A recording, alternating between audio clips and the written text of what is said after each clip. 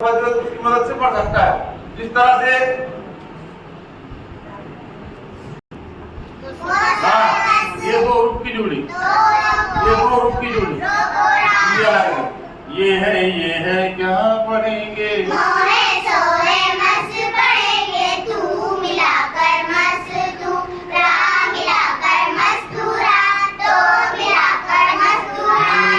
ये है क्या पढ़ेंगे,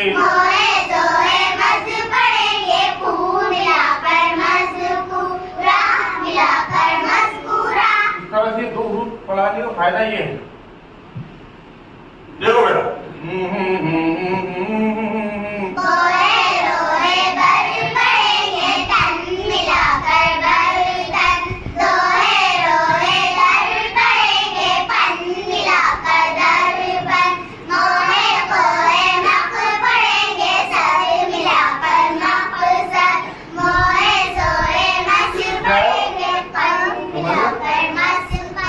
ये है क्या पढ़ेंगे,